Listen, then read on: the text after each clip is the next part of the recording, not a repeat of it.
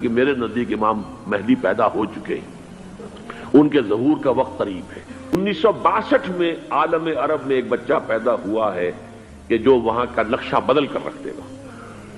یہ جین ڈکسن کی غالباً پیشن گوئی ہے۔ بہرحال مجھے اس کی پیشن گوئی سے کوئی دلچسپی نہیں ہے، میں تو جو احوال دیکھ رہا ہوں، یعنی اسرائیل کا قائم ہو جانا اور اس کے بعد اب یروشلم کا مسلمانوں کے ہاتھوں سے نکل جانا، اور اب گویا کہ وہ الملحمۃ العظمیٰ جو ہے تلی کھڑی ہے، کسی بھی وقت جو ہے یہ جو ہے وہ لاوا پھٹ سکتا ہے، آتش فشاں پھٹ سکتا ہے۔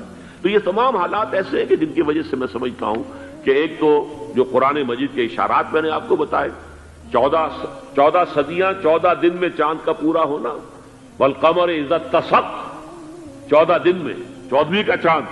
اسی طرح اب یہ 14 صدیوں کے بعد یہ صدی جو 15ویں صدی ہے، یہ در حقیقت ظہور امام مہدی کی صدی ہے۔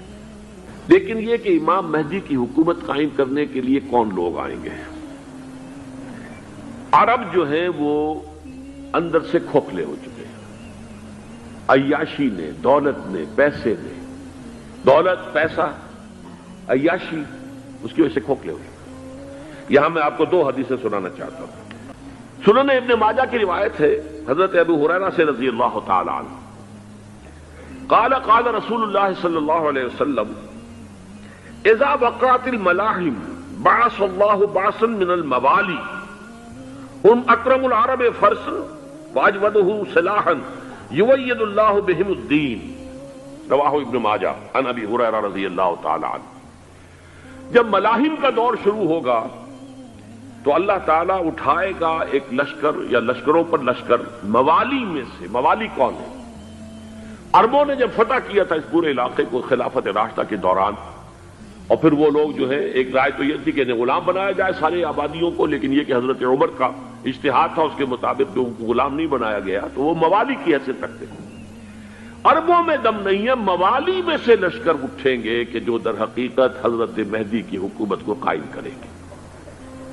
دوسری حدیث سنیے، عن عبداللہ بن الحارث رضی اللہ تعالی عنہ، اور یہ ابن ماجہ کی روایت ہے، قال قال رسول اللہ صلی اللہ علیہ وسلم یخرج الناس من المشرق فیوطئون للمہدی یعنی سلطانی۔ لشکر نکلیں گے، لوگ آئیں گے مشرق سے، اور وہ حضرت مہدی کی حکومت کو جمائیں گے اور قائم کریں گے۔